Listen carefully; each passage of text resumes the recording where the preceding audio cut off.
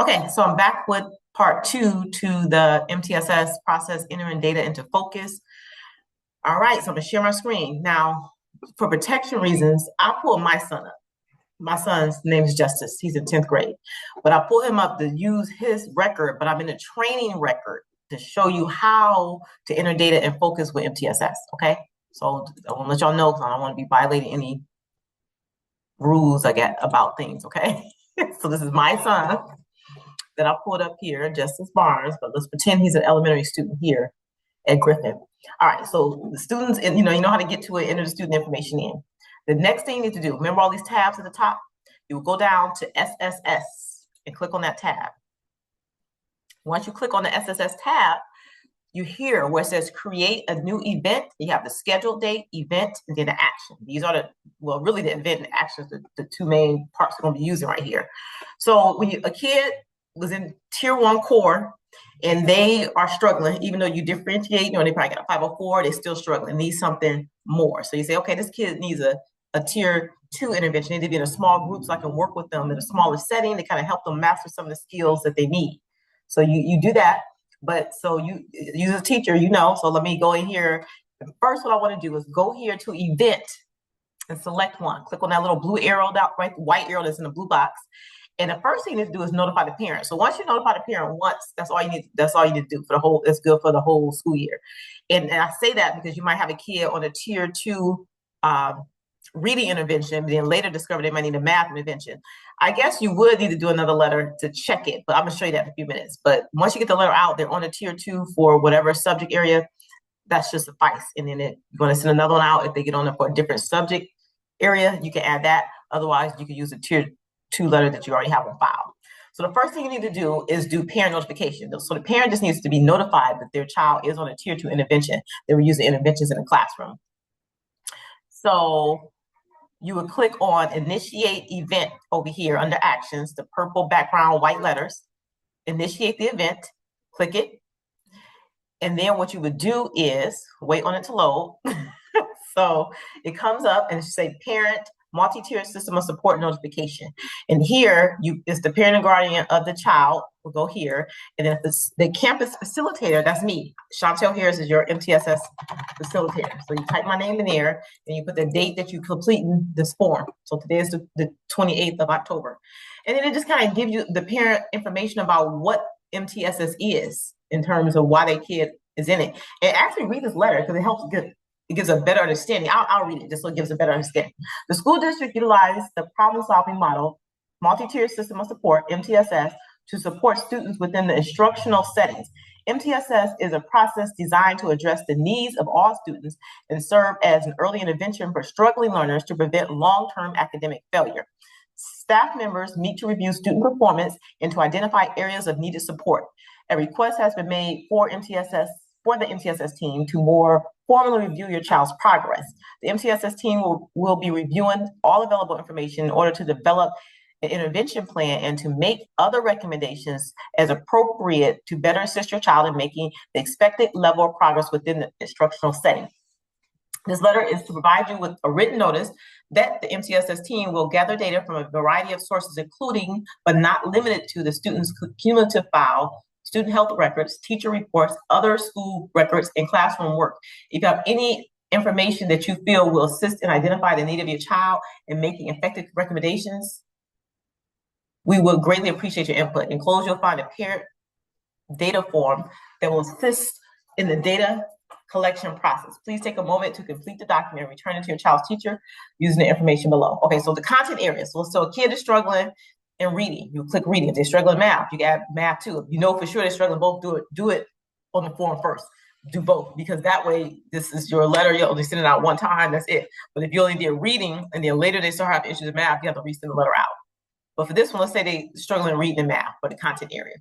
So you put your name here, return the form to the teacher. You can put your name or you can put my name if you want. It doesn't matter, as long as it gets back to the school and I get it. Because eventually, before the end of the school year, all the kids the students that are on MTSS are going to have a green folder. And I'm going to enter that folder into the CUME file as their record of what's been going on. We'll print out all the data that you guys been collected over the school year and put it in a folder and put it in the CUME file. So That's the relevance. So anyway, so put my name or your name there where it says return to, and return by date. I don't know, give it like 3 days. So if we send it out today on the 28th, maybe that 31st they should return it. Sometimes the parents don't return it. That's okay because we sent it, so it's in the system that we sent it. Well, so that's the good part about Focus. It's saved in the system, so we know that we sent it. Okay. All right. So the thing you have to remember to do is at the top where it says save and validate. Make sure you click save and validate, and it's gonna save what you did. So save this form we just did 100%. You see that green bar and it shows 100%. Okay, so this is ready to go. Now you can push the next step, which is like moving forward. This is the parent data form that you can print out with this form that you give to the kid to put in their agenda to take home for the parent to review. And the parent is really no signature. If y'all notice, there's really no signature line on this. But if you want to tell the parent to sign and return it, just have them sign anywhere on it. It's really just a notification that we started tier 2 interventions, okay? But what we do need the parent to do is complete this form. It's helpful for us. So it's an MTSS parent data form. It talks about family history, physical history, describe any academic strengths and difficulties that you observe with your child.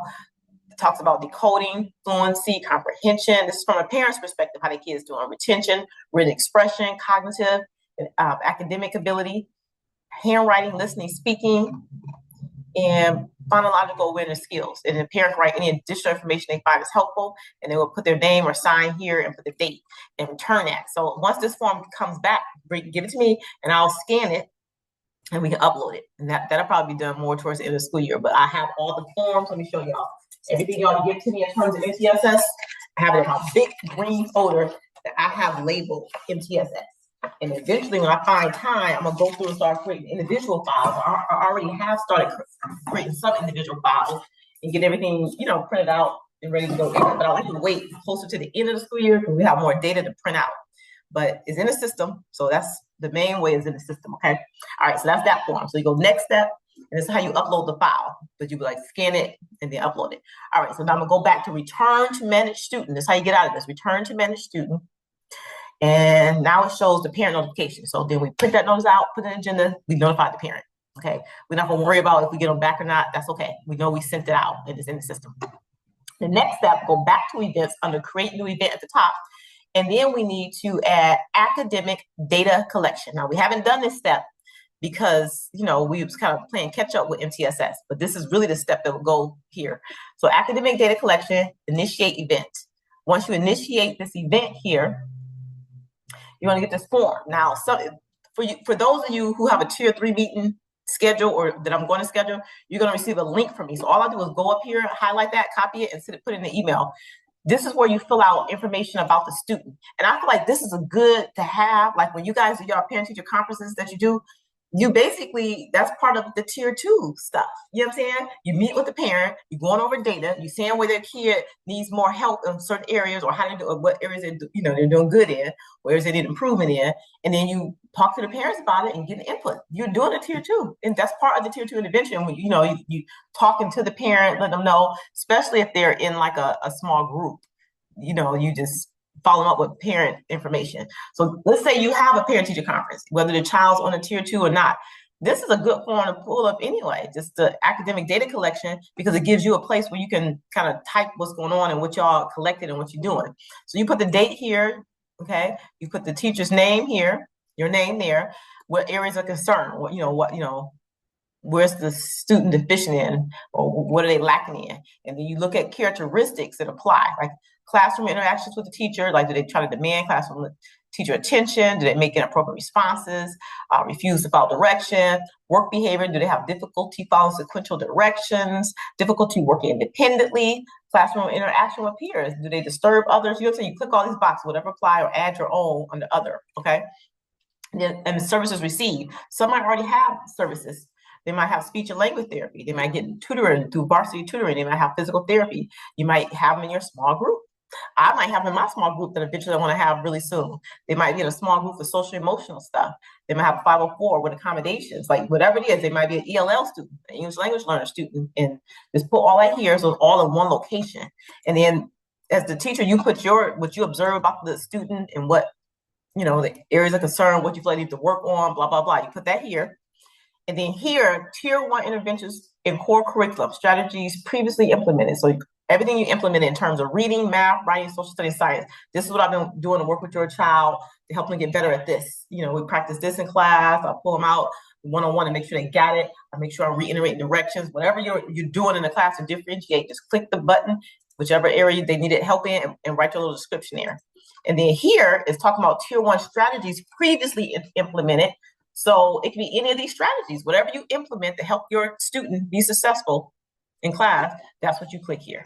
Then the main one that you for sure can click automatically is direct teaching, because you're teaching to the whole class. That's the core. But it can be anything. You could be doing ELL strategies in class, you know, showing pictures that can identify words. Ms. Torres can be doing some ELL strategies. You can be doing enrichment activities. You could be offering incentives if they stand on track and do what they got to do. You could be modeling and providing practice opportunities. So whatever you do in class, that's what you click here for tier 1. All stuff you're doing at the core, you know, the 80%. And then down here is more strategies continue. Sometimes reduce group size. They might have a 504 plan. That's part of tier 1, even though it's more individualized for them. You still do that with the core, the class. You just making sure they get their accommodations. Okay. I mean, reduce group size, you know, just different things, scaffolding strategies. You click what you have. Make sure you save and validate, and then you move on. All right, so the next part is the progress PM cover sheet. Okay, so as you move on next step, or you can go over here on this left side and click the next thing over here. So this shows right here the kid's name, their ID, the school. Again, this is my son, so I'm not putting anybody's date out there. And then you will put the date of the initial meeting. The date of the initial meeting is the day that you have your parent-teacher conference about what's going on with the students. Okay. And then the date of birth there, most stuff fill in by itself. And then the area that they're focusing in, click here. And whether you're doing this is tier 1, I work with this kid on tier 1. If they don't have a tier 2 yet, they're on tier 1. They're somewhere in the tier intervention. Every kid that's in the school are on a level of the tiers. Like, so everybody's at tier 1. This is what I'm saying, MTSS whole school. But then if they do a small group, it's tier 2. If we're doing more individualized, it's tier 3. But it's not like you go from tier 1, like you don't do large group teaching and just go to a group. No, you're still doing large group teaching. You're still doing the core tier 1, and then you add into that tier 2. It's like stacking on top. Small group in addition to large, and then more individualized or more specific to their needs, breaking down something to make it simpler for them to understand. Tier 3. So some people that's on tier 3, they have all 3 tiers. Okay. All right. So let's say this, you know, put the date of your meeting, you have your parent-teacher conference. Right now, the kids on the tier 1, which is classroom, and you just differentiating and seeing what their needs are and kind of be flexible with that and help them. And then if they had any retentions, you put that here. That's important for us to have a Section 504 plan. If they did, it would be auto-populated. ESC services here. This showing like attendance and things like that. And whether the ELL, vision screens, and sometimes it populates, sometimes it doesn't. But if you can, just go ahead and put the dates of the hearing screen. You can go to demographics and look for that and the results. Any notes about it here. Kids are supposed to wear glasses, but they're not wearing glasses. Or kids are supposed to have a hearing aid, but they don't have a hearing aid. And then any other additional notes you want to put. And then these are like just grades and everything. Everything populates on its own here. All right. Then you go to the next step.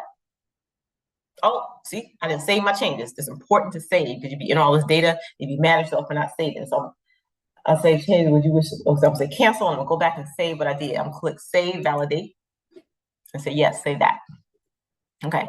Then this is the parent data form, which you don't have to do. If you wanted to, you can type all stuff to the parent, sit back, but no, you just give me the form, I'll upload it eventually. And then the next one is the SST academic meeting notes. So when you're doing your parent-teacher conference, just pull this up and just say, well, this is what I talked about with the parent. This is what I observed is the issue in the classroom.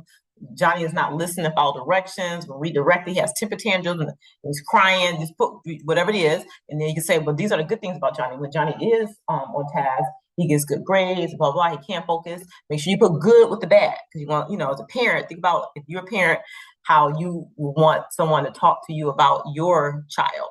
Okay, so you want to hear the good qualities too. We know we got to focus on what the problems are so we can work on solving them. But these are the good things. When he's having a good day, she's having a good day, this is what I see. So I know he or she is capable of doing this. However, when he have the bad day, these are the problems we're looking at. These are the ones we want to focus on because we want to work on solving those problems. Okay. And then a parent might say whatever their concerns are.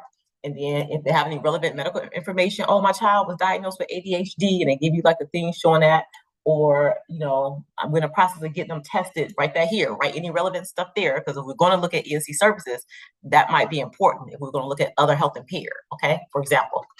All right, and then this is data review and gap analysis. Just say in comparison to my class, my class, majority of the class scored 70 on this test, and Johnny only scored a 20. I'm just trying to show you the difference in how he's doing compared to the class. And then any additional notes, like if you want to do something else, okay? And then you just put your name. So that's a good little thing for your parent-teacher conference, so you'll have like somewhere to put data.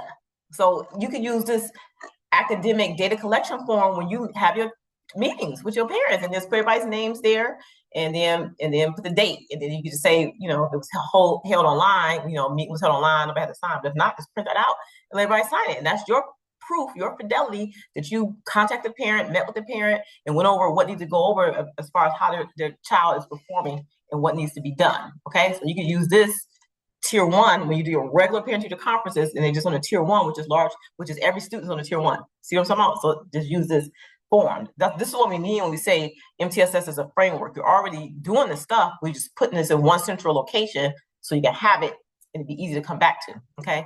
The next thing is supplemental forms. And this is, let's say, hypothetically, after we had a tier 3 meeting, and at that tier 3 meeting, we discussed that we need to look at additional services. We need to go further. We need to do some observations in the classroom. We may need to do a KBIT, IQ screener, to see how that child is developmentally. And the reason why I say that is because we do a KBIT screener. Got this bell curve on the back. The bell curve kind of show you, once we test them with verbal and nonverbal and the IQ composite, whether they are lower extreme, below average, average, above average, or upper extreme. So if it's above average and upper extreme, we're looking at more gifted. If it's below average and lower extreme, we look at more ESC services that help with certain things. We might be looking at SLD, specific learning disability, or other things. Okay, so that's what, if they're average, we know that they have the ability to get it, but maybe they need some interventions in place to help them focus. It could be anything, but you see what I'm talking about? The IQ screener is a brief little test that kind of helps us kind of decide, which area to go in. Like if somebody was saying, oh, this kid is deficient and they need more services, then we test them and they're average. I don't know, it's kind of discrepancy, but we still could test further though, because this is just the first test. But if we test them, they're below average or lower extreme, yes, we know for sure we're looking at SLD, so we don't know we're gonna go that ESC route. Does that make sense? So the KBIT is part of the diagnostic screen. It's a form that we'll send out to the parent to say, hey, we're gonna do some observations and do a IQ screener to get it started to see if they need something more. Okay.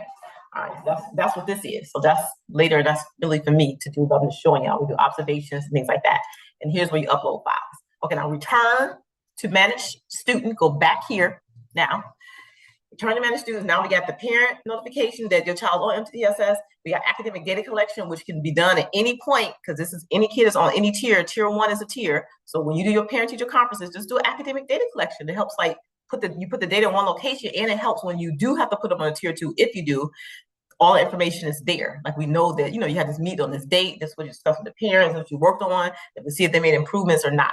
All right, so the next step, go back up to create new event. Under event, we're going to select,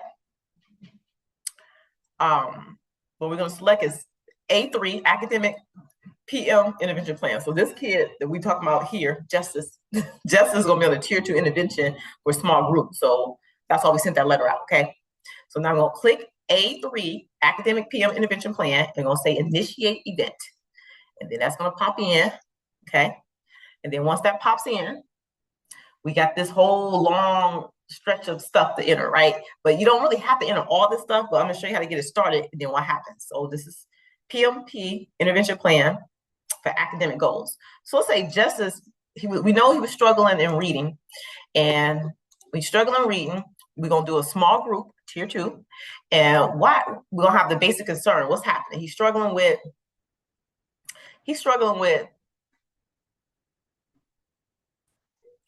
foundational skills. He's missing some stuff, right? So why do you think this is happening? He needs instructions and foundational skills to fill in the gaps. But it could be any reason that's on here. So when he was struggling, the basic concern was lack of overall progress or failure to complete work or low test scores or difficulty with communication, spelling grades. You would select what applies to the student and then try to figure out why is that happening. And if you don't see it in a pull down, you can type it in that box, this box right here that's under there, okay?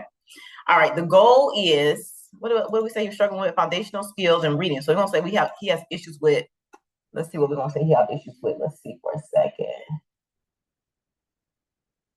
Oh, okay, so the goal is to get, we're gonna say percentage, get 80% correct on tests. But if you say, I'm gonna work on getting 75% correct, you can type here, or whatever it is, or reading fluency, you wanna have this many words per minute, you know, depending on the grade level, so is the fluency supposed to be a certain number, okay? And then the math, fact fluency ratings, and then we got the rubric scores, identify number of letters or sounds, letters out, okay? Intervention will be in reading. Let's say he was struggling with, comprehension. So we could say passage, story mapping strategies to build comprehension skills using whatever you're using to measure that. You know what I'm saying? Like reading wonders, I don't know, whatever he would be using depending on the grade level. Okay. The group size, I'm gonna say it's 4 other students in this group that need help. The frequency, so we meet every day, it's 5 days a week. Okay. But I'm gonna be working with this particular reading comprehension group 2 days a week. Okay. And then I'm gonna put weekly. Hold on. Okay.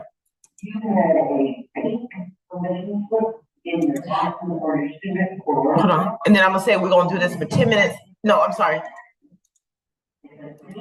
Sorry.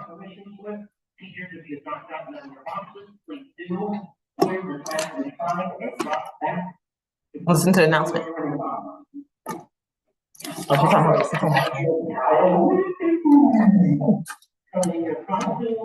No scary mask and no weapons. I can't wait to see you. I love all the hair I think today. I have my own crazy hair going. I'm looking for you guys. Also, be sure that if you have book fair money, that it's your book fair money. Do not be asking other kids for their money when you're coming to see. Everybody have a great afternoon.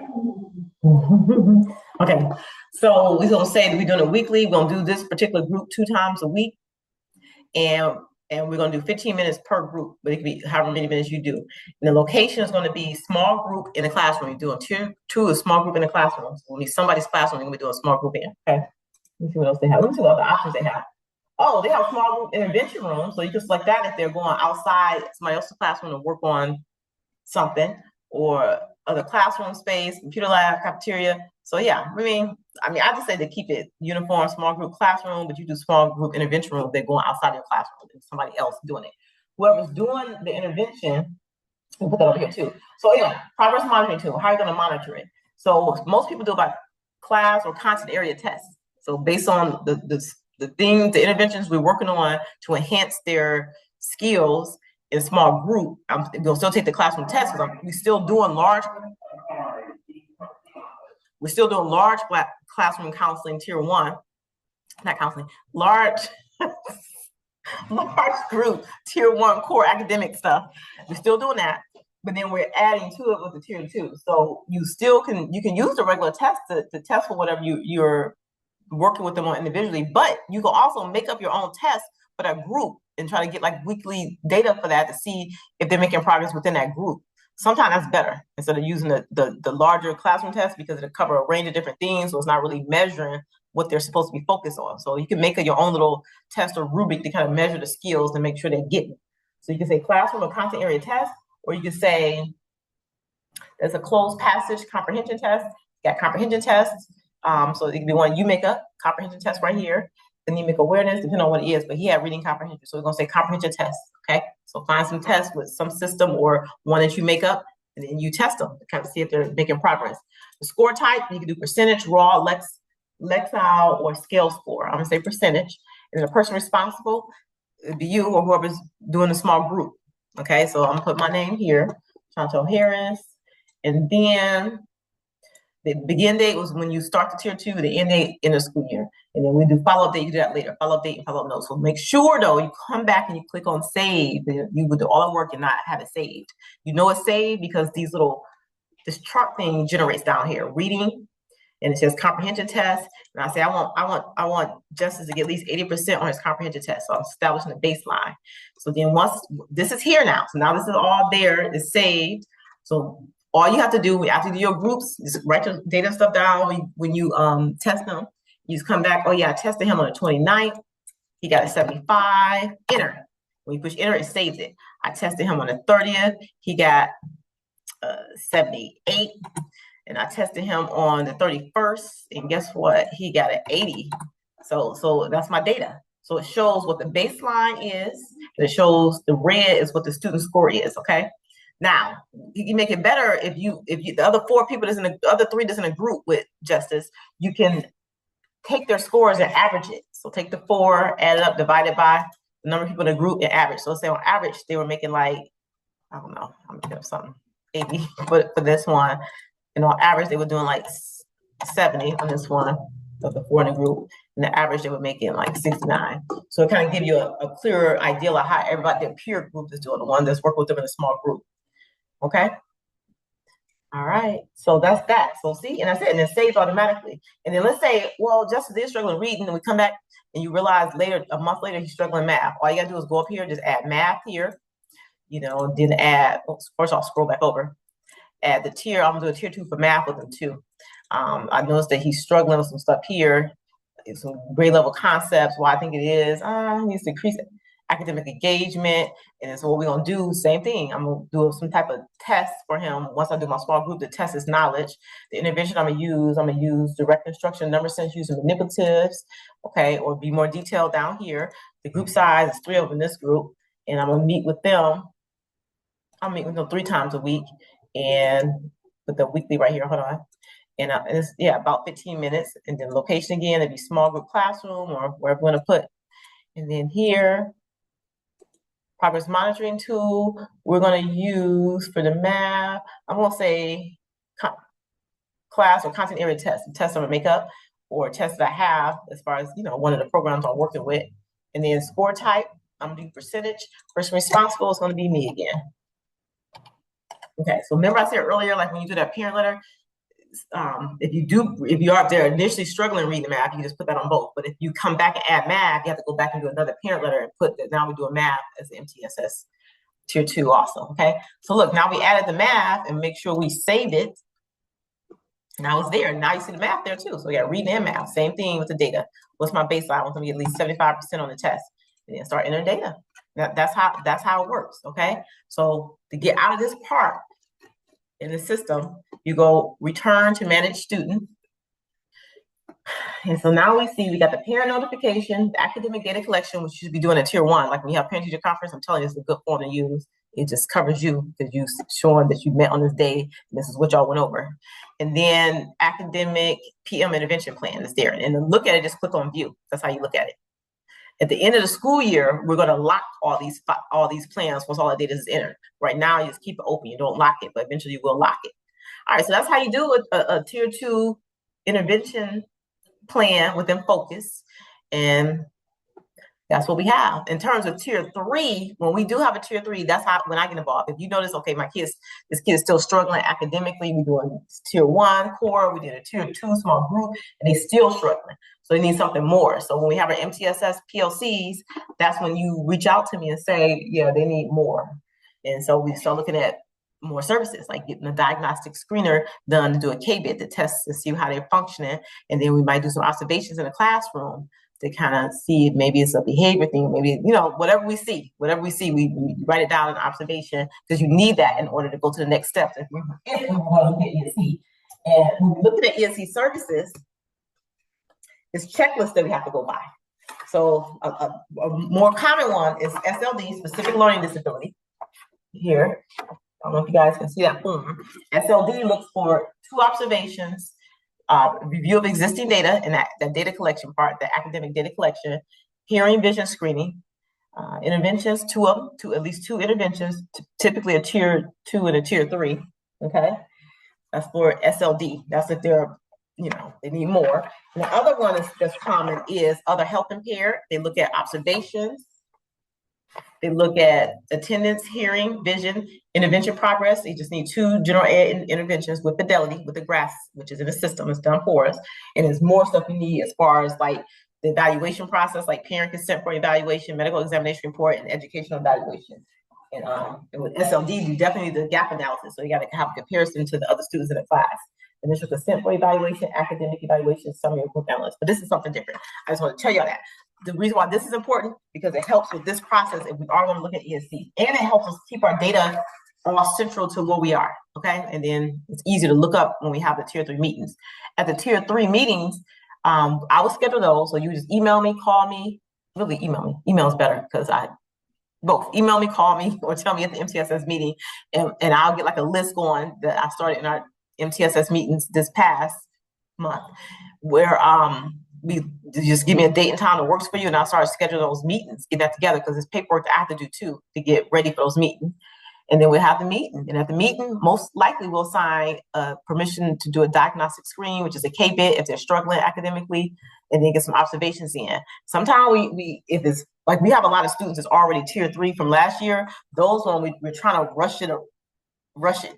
So we probably might already have people here signing consent, but I have to coordinate with the school psychologists and other people. So that's why I just want to make sure everybody's on the same page. That's why the meetings are important.